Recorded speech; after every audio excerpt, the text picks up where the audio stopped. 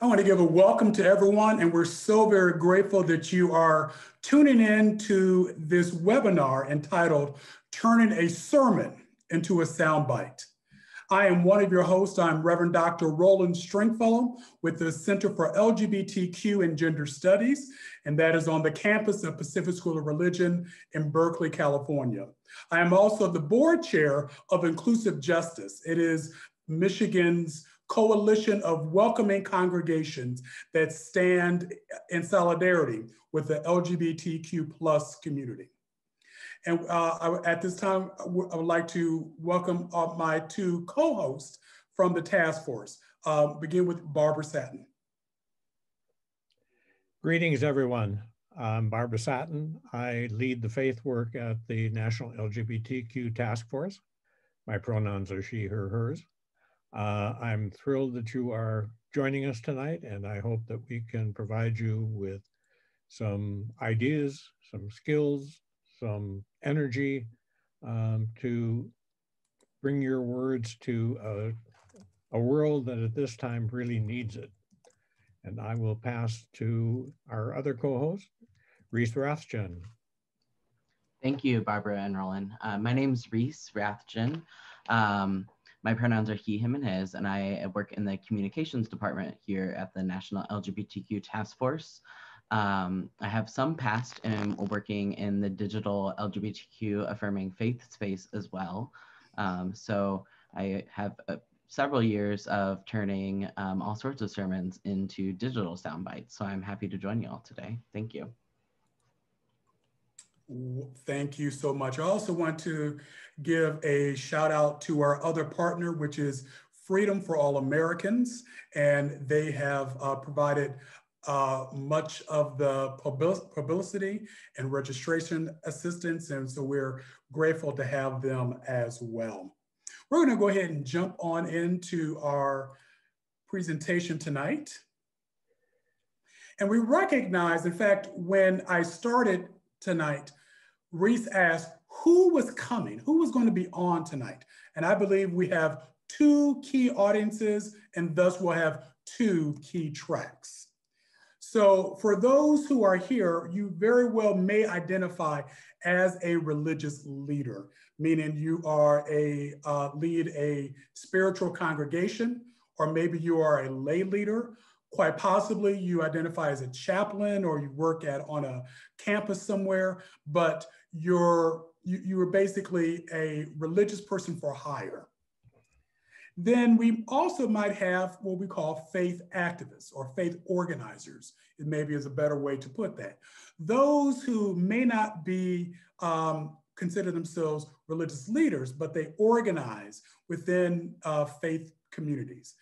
Tonight's conversation, we're talking primarily about how to do this type of organizing within the LGBTQ community and with other faith leaders and legislators, and how to get your message out towards others.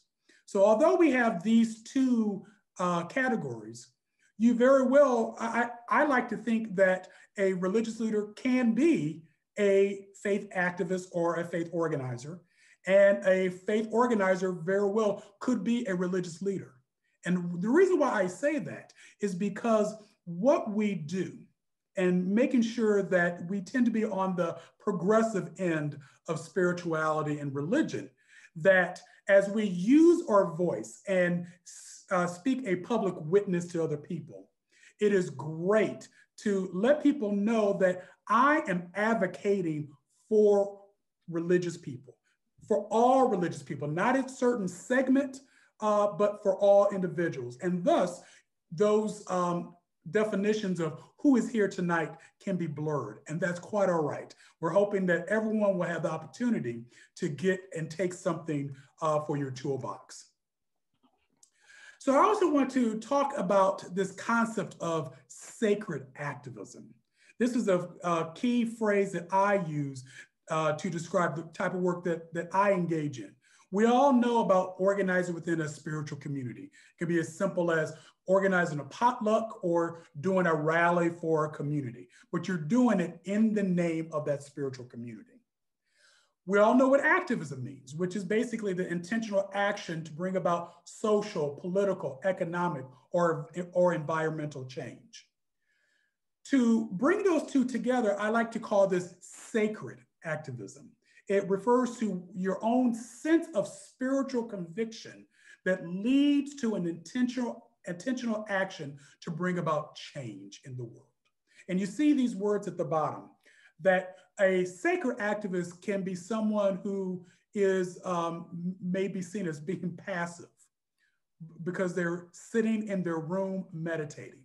But if you know about the power of meditation and the power of prayer, you know there's nothing passive about that at all. Also taking a look at, and everything in between, to street activism.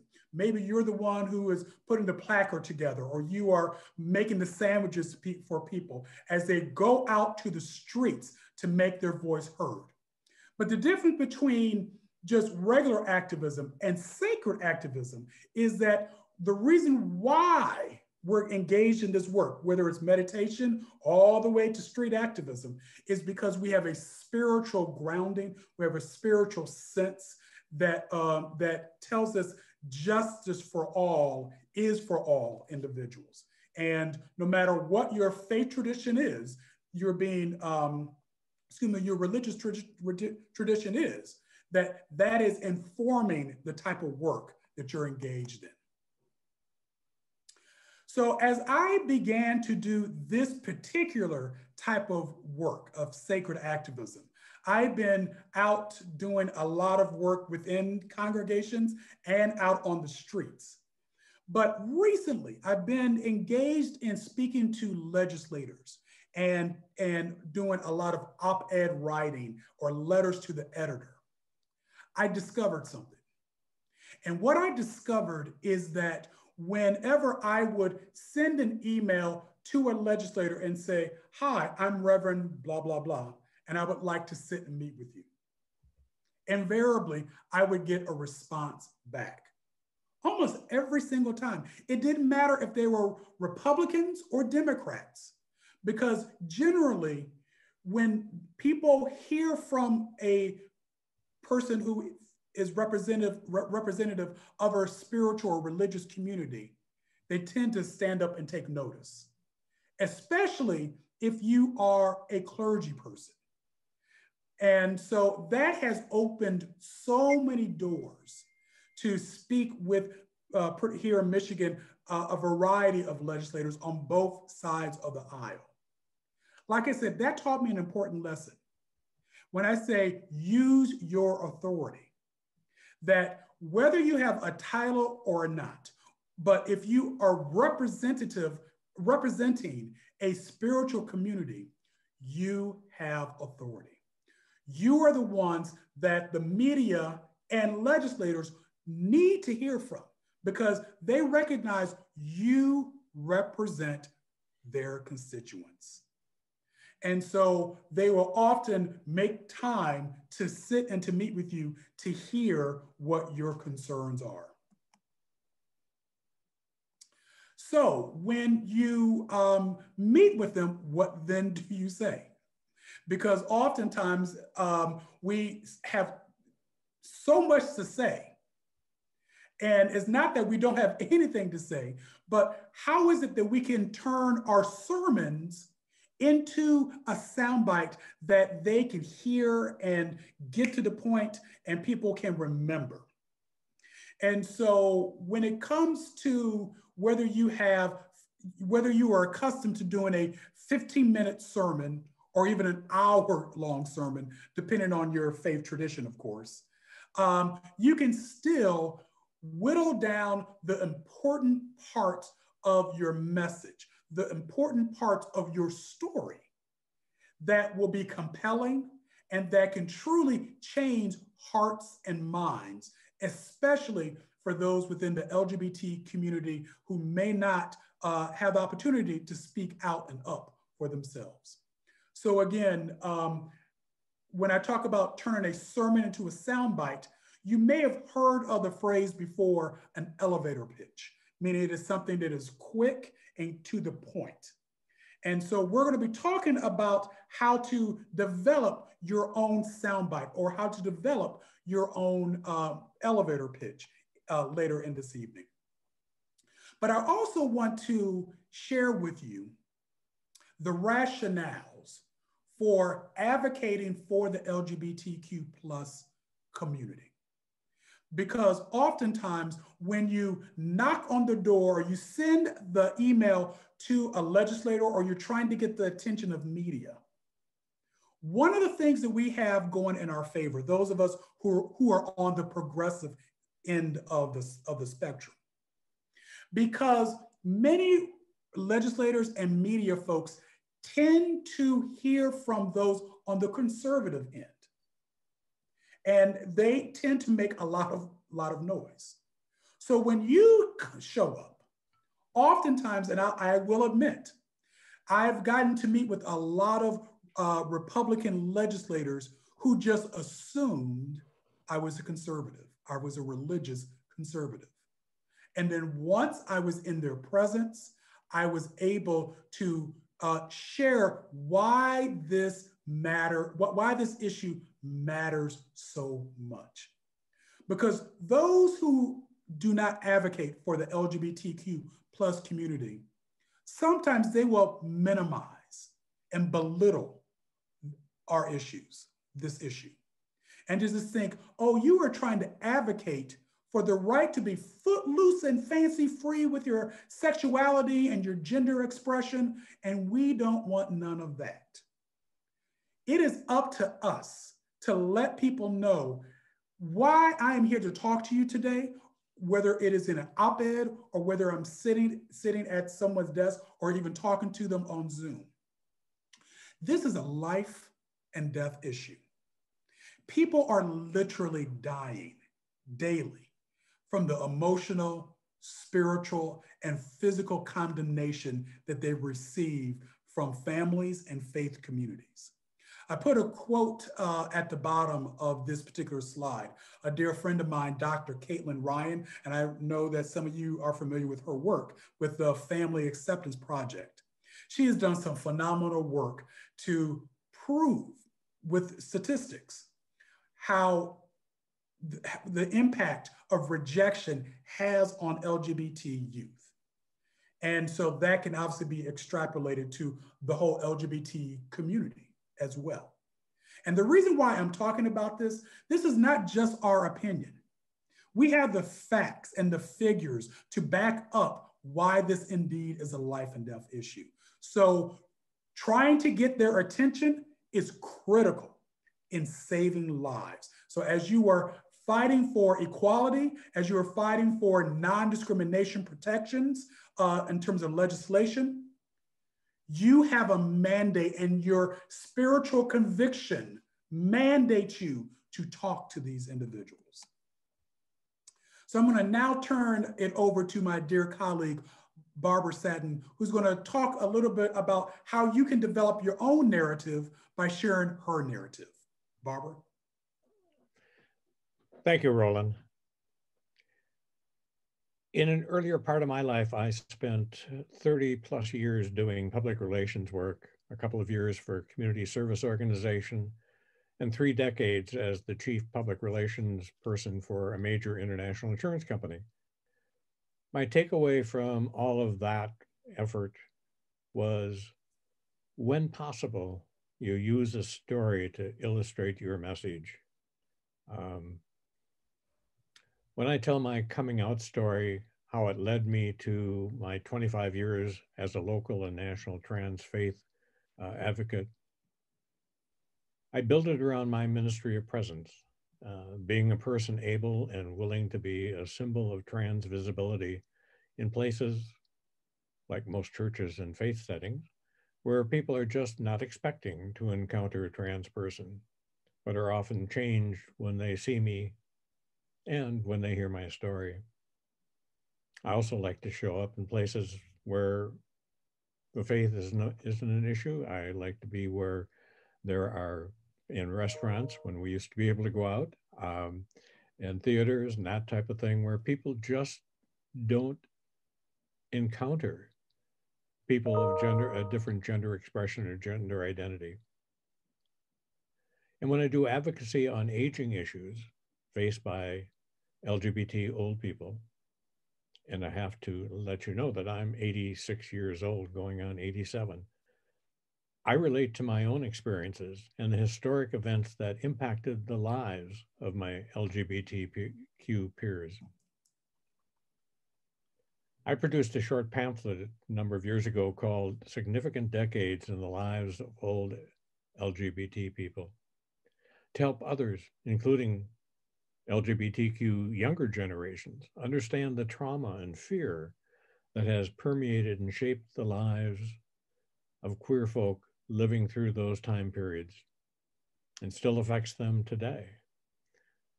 And if you want a copy, contact me at bsatin@thetaskforce.org. I'd be happy to send you a copy.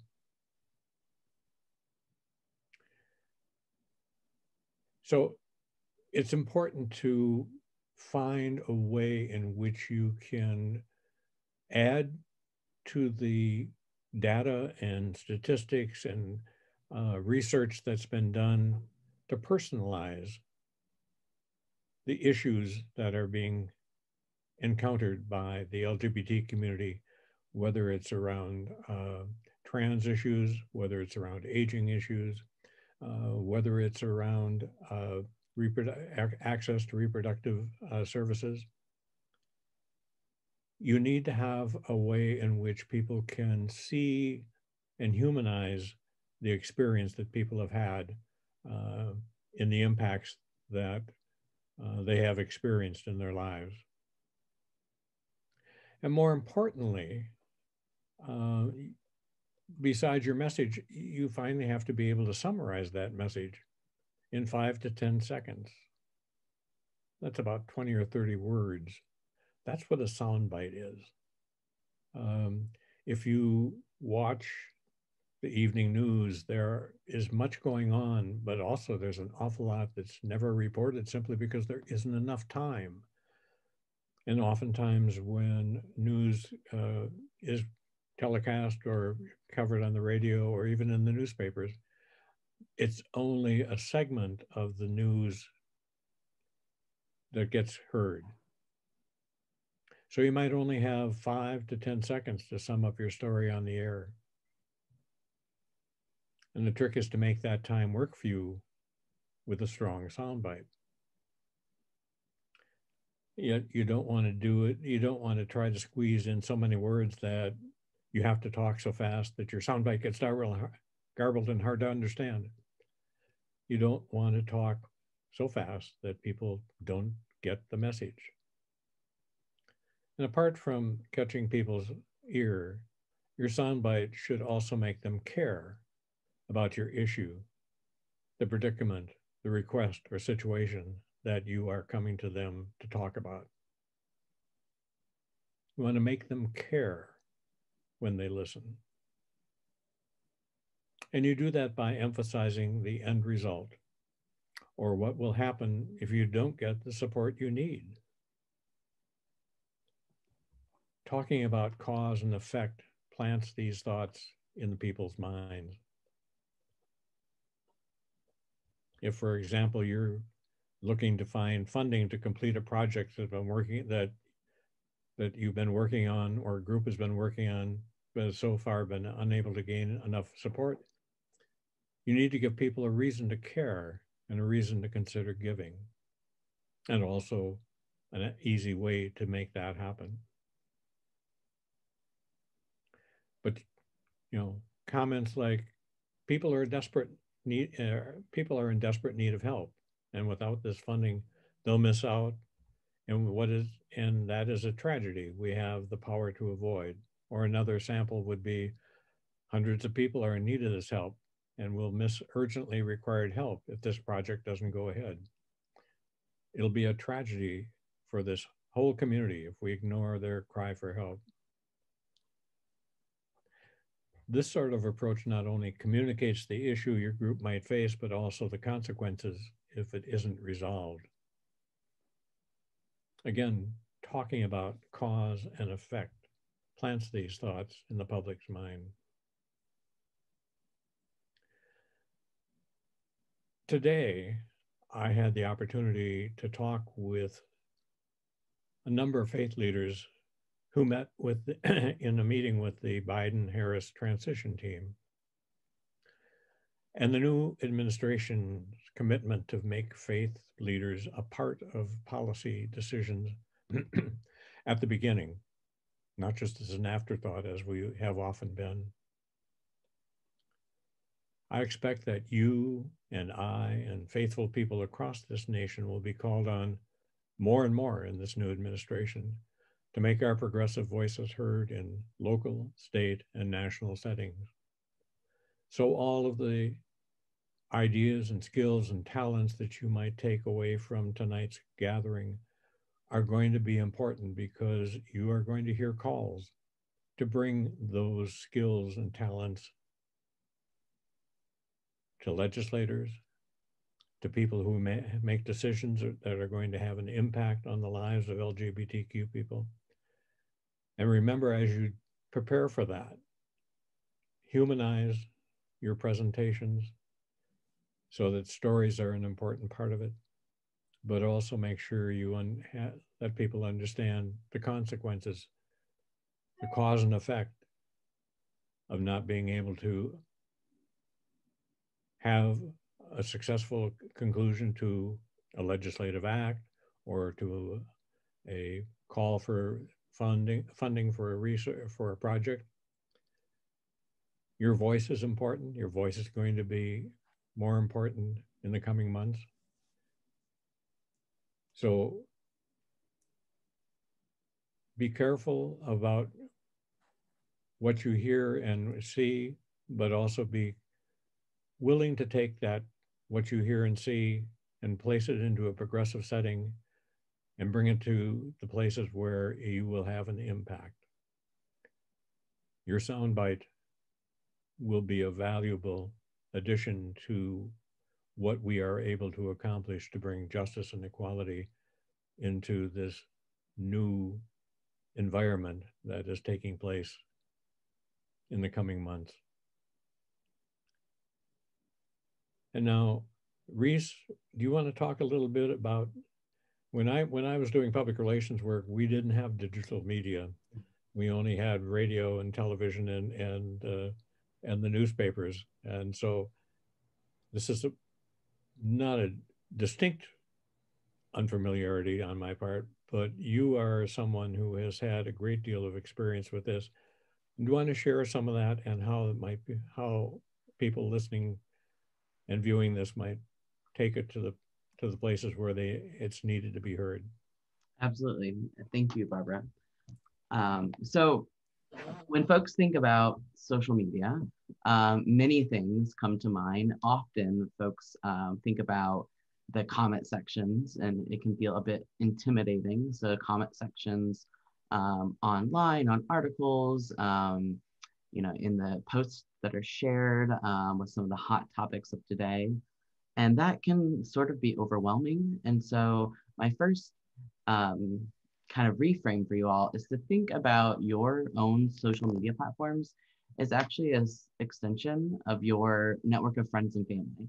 So when you're talking to folks through your own social media platforms, you already know the audience, because you know those folks who are your connections. You typically know who is following you or who you've friended, depending on platform. And if you don't know them personally or individually, you probably can guess how some of those people have come to find you, based on what you're putting out in the world, what they might know about you from organizations you're connected to faith communities you're connected to, or mutual acquaintances or connections. So our own spheres on social media are quite different than the whole big internet, or the kind of audiences that are brought in by organizations or bigger platforms that are more institutions. So that's, I think, the first point, is that you're speaking. It's kind of the new way of having conversation, and particularly in the times of COVID. But there's just more people who can join it. So some of the pieces that Roland and Barbara have already shared, like bringing your spiritual conviction to your activism, this is very similar. So part of successfully messaging your soundbite on social media from your personal platforms is to really carry in that spiritual conviction, but in story form, as Barbara was sharing. So if we are talking about faith-based support for non-discrimination on social media in our own personal networks, we don't ever want to use those words. We don't want to lead with those words. We have a much more compelling story to tell than that handful of really technical words. So for me, what comes to mind, I'm transgender. When I was a young person, I came out first as a lesbian before I really understood my gender identity. And one of the first places that I began to come out was my church. So for me, faith, it was a big part of my life. My church was part of my family. It was an extension of my family. Some of my family members attended that church. There are folks who were extra aunts and uncles and grandparents. So for me, the beginning of my coming out is deeply tied to my faith. And it also broke my faith as a young person. So the first experience I had with bringing together my queer identity and my faith identities was experiencing the hypocrisy of this community that I love so much. So the value that I experienced being broken was the value to love, like the instruction to love all of God's children, love your neighbors. I began to experience really quickly that when my community experienced me as different, they did not extend to me the same love, which is also part of what's happening in discrimination, right? Like folks are not extending the same love to all their neighbors, all of God's children. So to really distill that, so that was not, that's not quite soundbite level. We got to really shrink it down. So a really like a tweet level. So this gets a little specific by platform. So we'll start thinking in terms of Twitter, which is the shortest, most concise place. So we'd want to start there and orient around like which part of this applies to your story, your background, not just, like one of God's commandments is to love one another as yourself, or like love thy neighbor. We don't want to start from this very like not personal place. We want to speak from like your own value. So not just like in a third person way, but like this value that is part of your, like you've adopted it. It's a huge part of your way of being in the world. It's your spiritual conviction. So the first step is to really identify which spiritual conviction you hold is driving the thing that you want to share that's so important to you with the world. So continue on with the example of non-discrimination. I would say, I believe all people should have access to the things that they need to thrive, like housing, a way to make a living, medical care without facing discrimination. Hashtag love your neighbor would be a really, really short way of bringing some of those pieces onto Twitter. And so that is a little bit without personal narrative, but it's really condensing it down. So it's saying we're spelling out a little bit about the things connected to non-discrimination. We want folks to have protections from being just refused because of who they are when they're seeking housing, when they want to rent or buy a home, go to a shelter, a homeless shelter, and not be turned away, or be told that they have to, be housed with a gender that is not their gender identity. So we're like spelling out a little bit, like, what does this really technical term of non-discrimination mean for people's lives? And then stepping out a little bit more to some of the platforms where you get to say more, like Facebook, particularly as an individual, because Facebook is your friends and family, it's your peers. you could spell that story out a little bit more. You could talk about how you came to believe so strongly that we must love our neighbors as ourselves, and connect that to believing that people should have the things that they need to thrive, and really spell out,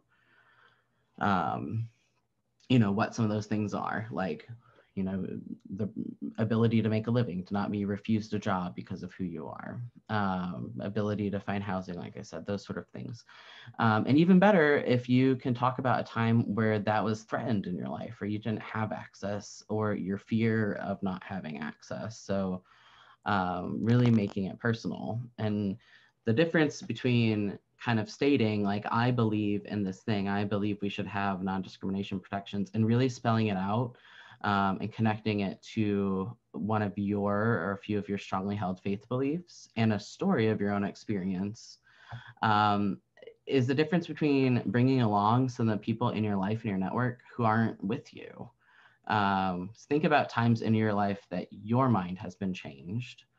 I don't know about you, but for me, they're almost always connected to someone taking the time to really spell out to me, like, why my belief or actions are having an impact that's different than what I really want for the world or want for those people. And so oftentimes when you take time to do this from your personal social media platforms, you might even hear from some of those people in your life who you maybe couldn't even have predicted that they would be so moved from this sharing. So you might not have chosen to share it with them in person, but they will likely weigh in and engage in some way. They might like or retweet or comment and say, I didn't know that about you, or I've never thought about it that way. You might inspire other people to jump in and share similar experiences as the beliefs that they hold. Or folks sometimes don't know, maybe they agree with you and your faith value and the change you're seeking in the world, but they don't know that it's urgent and that there's opportunity to take action on it right now.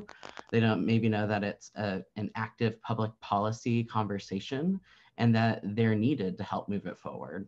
So you really have a lot to gain by sharing these sort of things with folks. And the other, some a little bit more technical bit here, is it goes even further if you can select a photo or image that really connects with the message you're sharing or the time in your life, from the story. So like the story I began to tell about my faith upbringing and coming out as a young person, I would share a photo of me from that time in my life, to grab people's attention. And that might even grab the attention of people who knew me then, who could likely be part of that faith community that caused some harm to me, but didn't know that they were doing it. Like, you just don't know. But and to go from the emotional to the algorithms and technical stuff, when you add photos, it actually will reach more people. And then as humans, it's just eye-catching. So add some photos. You can be a little bit longer on platforms like Instagram and Facebook. Twitter is much more concise. And the biggest thing is to just be authentic. Don't try to feel like you have pressure to fit into some sort of way of being online. Like, you'll have the most success if you're just continuing to be yourself, and share authentically why you believe what you believe and what life experiences have brought you there. And that's it. So thank you very much. Thank you both to Reese and Barbara for really making it plain and simple. And I so appreciate the lessons in which you have provided as well. And within both of what they shared, I don't know if you picked up, they gave some do's and don'ts. The do piece, and this is the largest one, almost like the prize for tonight, especially if you have never had the opportunity to speak to a legislator or had your words to go into a newspaper or had the opportunity to be interviewed, that your voice does indeed matter. And you don't have to memorize some talking points or the latest, legislative bill that's coming up. All you need is to speak from your authentic center. And why does this matter to you? Generally, when you are speaking to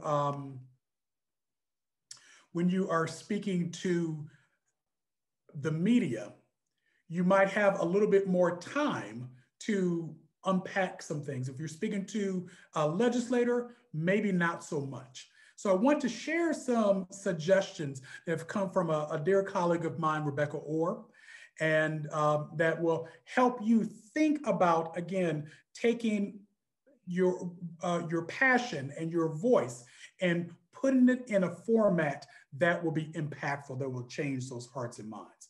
First, you want to have your voice, situate your voice in your own personal religious identity, no matter what the particular spiritual tradition you come from. But don't be afraid to say, I am Mormon, and my Mormon values have convicted me to say that I stand up for the rights of all people. That when you name exactly your particular faith tradition, or particularly even the community which you represent, that gives you that type of street cred. That when you're advocating, you should talk about how faith has played a role in your life and what your religious identity means to you personally. Before you tell people what you believe, share how, as a religious person, you came to believe the way you have. Otherwise, when you're going into talking to people, you want to change hearts, and maybe some of the minds. We can get so caught up and heady trying to explain and get into everything. But again, you want to make sure that you are, as you are telling your story, you're speaking from your heart space. Both Barbara and Reese did gave excellent examples of that as they shared their own personal journey and their own narrative. It took you right out of the head, straight to the heart. And then again, if we wish to be persuasive and mobilize those who we are speaking with, we have to tell those journey stories. And when we say journey stories of how you got from where you were to where you are now, both Barbara and Reese demonstrated that in their sharing as well. They told you their journey, told you who they are, the impact, you felt a lot of the emotion, and then you're like, okay, I see you now. Because it is hard to argue with someone when they are sharing their own story. As you tell your own story, you are the expert. And so to have someone to come and contradict what you are saying, how can they? It's your story. And again, that gives you that authority as a religious person. So here are some examples of some hooks to begin the conversations with folks. Like many other Catholics, I once judged people who were transgender, but now, and then you can fill in the blank. And so that talks about where you were to where you are now. Because you want either the reader in the newspaper or the legislator you are speaking with to take their own journey from where they are to where you want them to hopefully end up. Growing up Jewish, being gay wasn't something discussed much in our home or community. And when it was talked about, it usually wasn't good. So at first, I didn't know what to think about non-discrimination laws. But now I've come to understand, and then you fill in the rest of the blank there. Like many Muslims, I didn't grow up knowing many openly gay people. So when my sister came out as lesbian, it was difficult at first, but now. And you notice in each of these examples, there's a hook. In other words, it kind of captures your attention of like, wow, you were there, but how you got, but then you moved on, you traveled. Because again, as you are sitting in front of somebody, you basically are giving them the invitation to come along with you on the journey. Media does matter. So one of the things I want to say, speaking of the do's and don'ts, especially if you are a clergy person and you are accustomed to taking time and using many words to get to your point, and using various spiritual and sacred text to illustrate what you're saying. When you're speaking to the media, you don't have all that time, that much time. In fact, if you are at a rally or if someone comes and they put a microphone in your face, what then do you say? Be mindful that what the reader or the listener is wanting to hear. They're not wanting to hear a sermon at that point. But generally, the reporter will ask, I've heard this so many times, why are you here today and why does it matter? And if you already know what that is, just say it very succinctly. Don't get bent out of shape if they don't use your quote.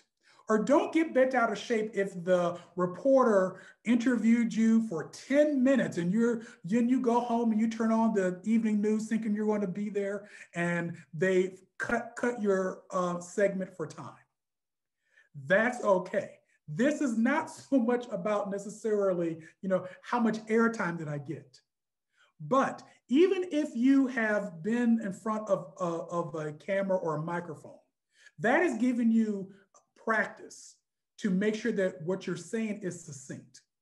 Now, I want to say something when it comes to speaking to the media and trying to get the media to cover your events. And there are several steps I want to talk about. And you see on the screen, and I put here the difference between a media advisory and a press release. The photo that you see on your screen here was a press conference that Inclusive Justice held in West Michigan. That's the Holland, Grand Rapids area of the state. And we had a long list of faith leaders who signed a pledge to say, we stand against non-discrimination. So first of all, we had an event that we wanted to invite the media to. And so a media advisory basically is a quick document that's going to go out to drum up attendance for this event. And obviously we felt it was newsworthy. And actually it was newsworthy because you had a group of faith leaders talking about LGBT equality. We weren't your usual suspects. And so we had both print and radio media come, and we were able to put together the media advisory. You might ask, well, I've never done one before. How do I do that? Because of time here, we're not going to go into how to put together a media advisory. In fact, you can Google it. There are so many examples online of how to put together your media advisory. So you don't, even if you don't have a public relations or PR team in your congregation or organization, that's fine. You don't need one. But as long as you are putting something out there and you want the media to come, a media advisory is the way to go. Now, you've also heard of a press release, and these two terms oftentimes get interchanged, but they are quite different.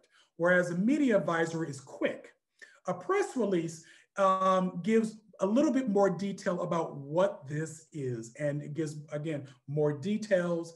And the thing that I like about press releases is that even after the event has occurred and we felt that, hey, what we just did, that was newsworthy, you can still send out a press release after the event.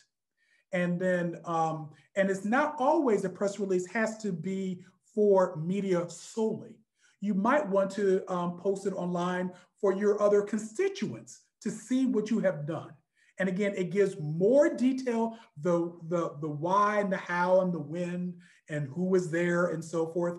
And that can be very effective, a very effective tool as you are talking to the media. So again, as you are trying to get the word out, or whether you're being interviewed by someone, again, just keep in mind that brevity is the way to go. And how do you do that? I'm going to talk about that in a moment, because there is help for you in doing, putting together what you need. The first thing, the first step is this.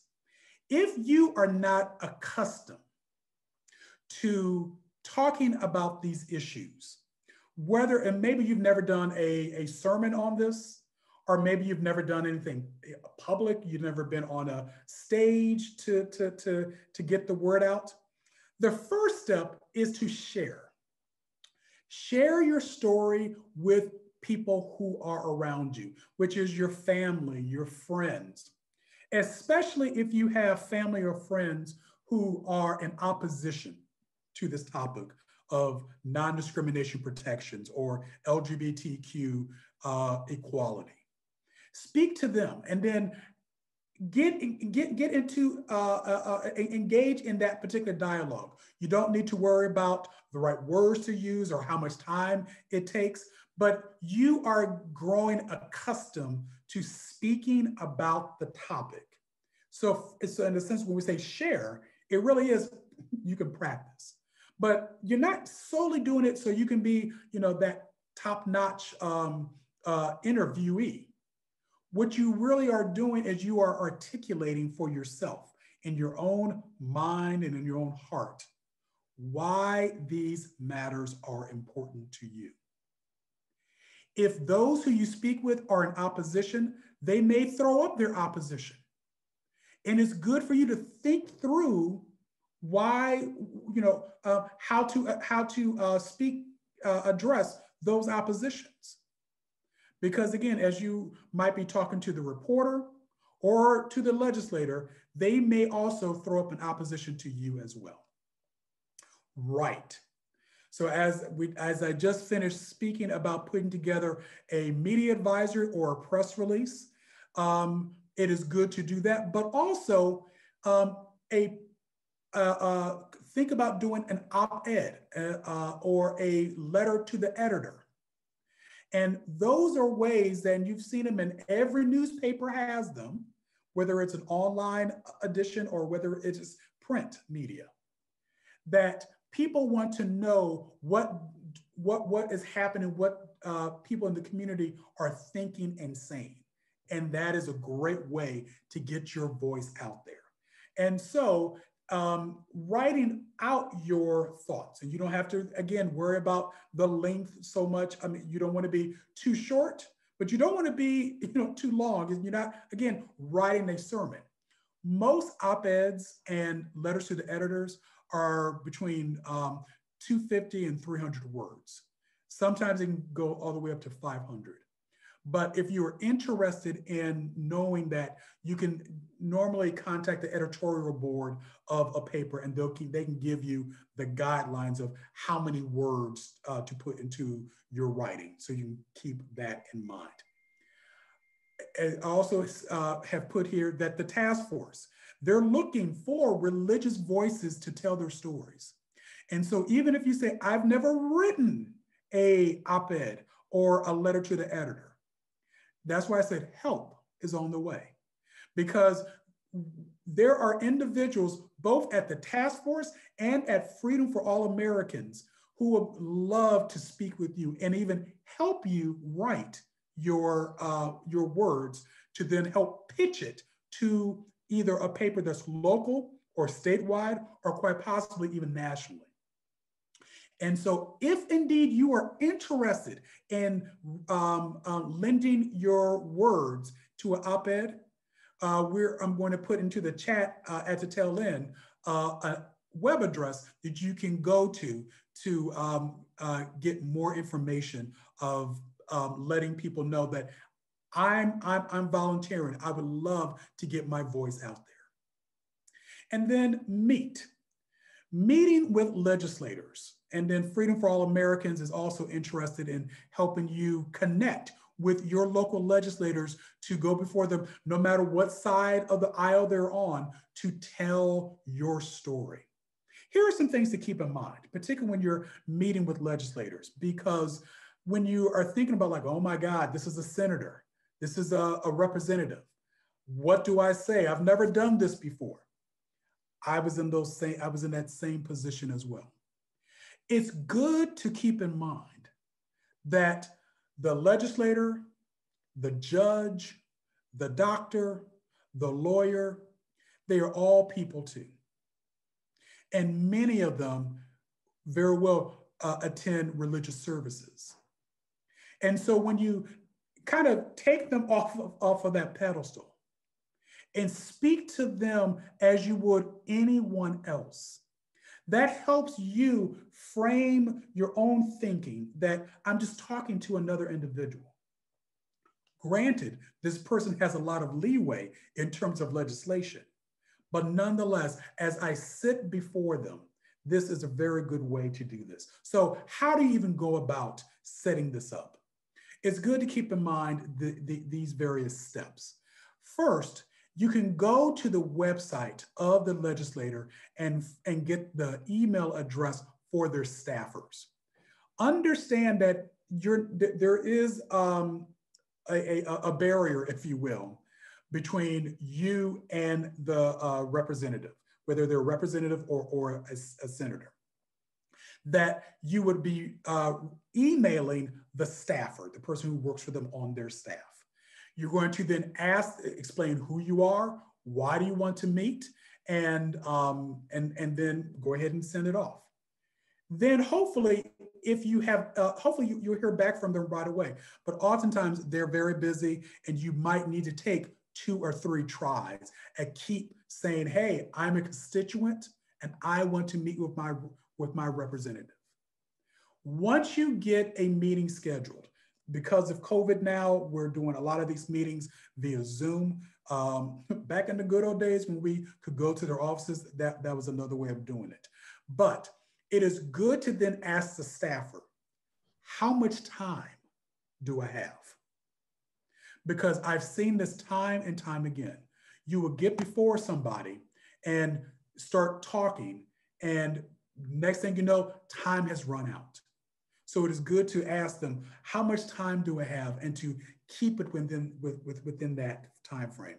I always like to say, you can't tell it all.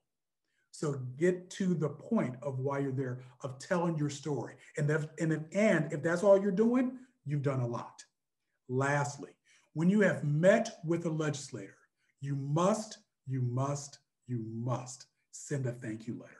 Send a thank you letter not only to the person who you met with, but also the staffer. Because again, you very well may want to go back in and meet with them again. So by giving them a thank you is a really good way of connecting with them. So we are at the place now where we're going to have questions and answers. And so if you have a question, go ahead and put it into the Q&A, and Reese is going to read those out loud, and we will do our best to try to respond to those. But there's one last thing I want to say as you're typing in your questions, and it is this about some don'ts. I would be remiss if I didn't even reference what's happening now in the culture of the United States and the attack on the US Capitol on last week. And the reason why I'm mentioning that is because, again, our country is becoming so much more divided than I think any of us could ever truly imagine. And so as you are going to meet with people, you have to try not to go into various camps, that I'm a progressive, or I'm a liberal, or I'm in the middle. That as a religious person, or whether you are organizing in a religious community, that you want to make sure that as you are talking, you're not bad-mouthing or downplaying someone else. You want to try to keep to the facts of why you're there, And you want to uphold the stories of other people, to let your audience know why this matters. And so as you were telling those stories that really do change hearts and minds, you can do that without pulling someone else down. And so it's good to keep that in mind. Reese, do we have questions? We have one question from someone asking if we will send the slides out to folks afterward. Okay, yes, we can do that. Okay, and that's all I have so far. Okay, okay. I also would just want to make mention of this too. I said at the top of all the various people who are here, and we recognize that you may not be a religious leader in a community, you might be a religious organizer, and you have tuned in to figure out, well, how do I do this type of organizing in faith communities? Keep in mind that as you are working with pastors and other clergy and priests and so forth, imam, that they are very, very, very busy. I can attest because I'm a local pastor myself. So by you saying, let me help you with your load, I can write the op-ed for you. I can do the organizing for you. I can make the phone calls on your behalf. I am happy to do that. That will be welcome news to the ears of any religious leader. So rather than, you may have heard this phrase before, rent a collar, that you just simply I just need some clergy people there, that you're not taking the time to get to know who they are, what their position is. You just want people to stand there with a collar in their stole. Try not to do that, because again, obviously people know how it feels to be used by others. But as you are doing this type of organizing within faith communities, again, recognize their time. Also recognize, again, their traditions and some of the things that are unique to that particular spiritual tradition. So you don't want to speak out of turn. You don't have to, hopefully they can give you grace if you do mess up. But again, do your homework before you engage with clergy in that regards. Lastly, when you do have clergy or other religious leaders come to your event, it is good to put them out front. And this is the reason why, is because when you are organizing for LGBT equality, to have religious leaders out there, because the narrative is, if you are a religious leader, you are anti-LGBT, the whole God versus gays. And so the religious leaders' presence and their words is a really good counteract to that. Reese, any other questions that have come through?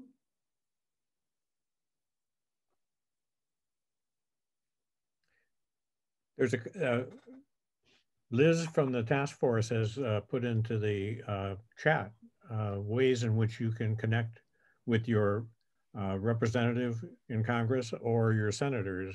And that may be useful information for people who want to begin making a connection. She also asked a question about, is there any help for people who want to prepare for meetings with senators or House members? And yes, there is. You can contact both the task force, but also most local organizations. I'm in Minnesota, and Outfront Minnesota, for example, is our local advocacy group, do a lot of work around helping people build their skills and know how best to approach a elected official. So you might want to look to see who locally within your community is a progressive advocate, and do they offer that kind of support service. Wonderful. And Barbara, you said that information is in the chat. If people are interested in meeting with legislators and receiving that help. Links for both of them are in the chat. Perfect, perfect. So please go ahead and do that. Honestly, the days in which we find ourselves in, we need good faith, religious, spiritual voices to advocate for equality. And so If you have never tried, it's like, I just want to, stick my toe out, we will help you the rest of the way. So you can, hopefully this webinar has helped you to give you some key tools for your toolbox on how to do this on your own, or how to connect with others so they can indeed help you get your voice and amplify your voice out there in your own community. We've got one last question. Audrey has asked, is it better to go alone or to take others with you? Oh, perfect question. Thank you, Audrey, for asking that. I always say there's strength in numbers. And generally, whenever I am meeting with legislators, I tend to get at least 3 of us, possibly 4. Because oftentimes when I have sat and I've been organizing, before we go in to meet with the legislator, I listen to everyone's story first. And generally what will happen, a natural story arc will emerge simply by everyone telling their stories. So then I say, okay, you're gonna go first, you're gonna go second, you're gonna go third, I will go last. And then we go in, and so it's already organized. And then person 1 shares their story, person 2 shares their story, person 3, person 4. And now you have a grand narrative that the legislator has heard. And normally, let me just say, you're not just simply going in, particularly when you're talking to the legislator, just to tell your story. Think about what your ask is. And I almost forgot that. What is your ask? What is it that you want them to do or to say, or to, what's a good takeaway?